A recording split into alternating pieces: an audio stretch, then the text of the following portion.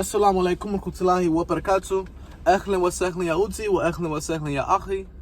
Allahumma inni as'aluka ilman nafiyan wa rizqan tayyiban wa amalan mutakabbalan. Wa Allahu salli wa salli ala Muhammad sallallahu alaihi wa sallam. This is Practical Absolutes. Hope you are doing well first and foremost. And I've been thinking about something. You know, in the recent events of the new ensuing conflict between Hamas and Israel, side note, Hamas is actually a creation of Israel. No need to get into that in too much detail, but actually it is. But nevertheless, we are seeing the Western nations in uproar about the fact that 100 or so, couple hundred Israeli civilians are and have been killed and or kidnapped by a Israeli creation, right? Hamas. No. They have not been speaking at all about the killings that have been done against Palestinians. There was a recent news article I saw that said that about 78 Israeli killed, 178 or so dead in Gaza. You see the juxtaposition? You see how they say that Israel's were killed, having a specific connotation behind the word killed. It means that they were unjustly taken off this earth. But when you say the word dead alongside the individuals who are in the Gaza Strip, you would say that this is more of a natural cause by use of the word dead. Saying the word dead is more of a natural type of state of being.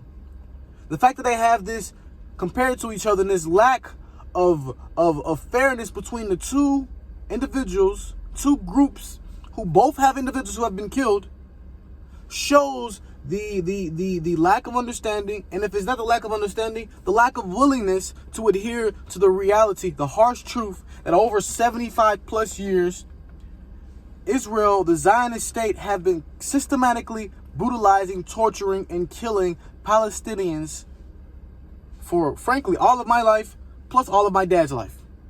If you would add them both together, more, right? A'udhu billah. This is something that needs to be brought to light.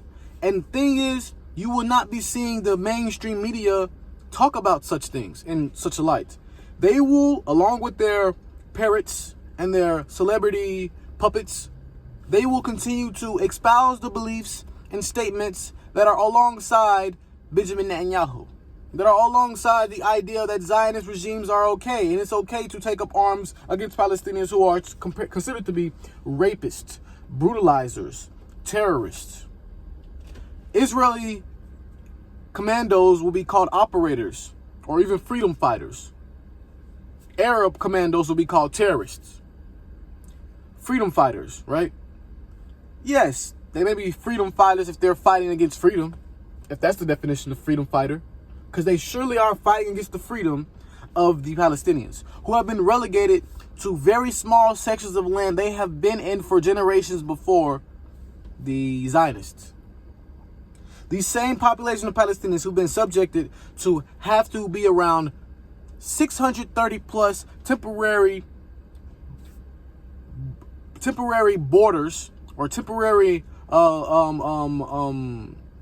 what is the word for it?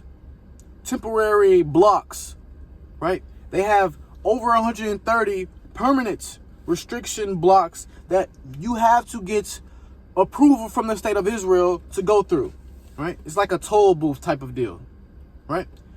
They have relegated over 2 million Palestinians to a small 20-mile strip of land, and almost a half of which of those 2 million people are children.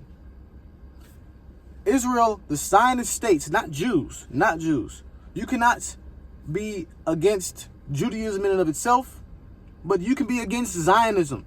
There are many Jews who are against Zionism, by the way. Many.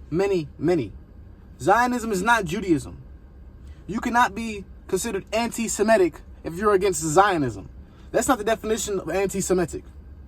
Moreover, how can you be anti-Semitic if you're Semitic yourself? This doesn't make sense. How? It's like saying a white person is anti-Caucasian. How? They are Caucasian. Doesn't make sense. Make this add up.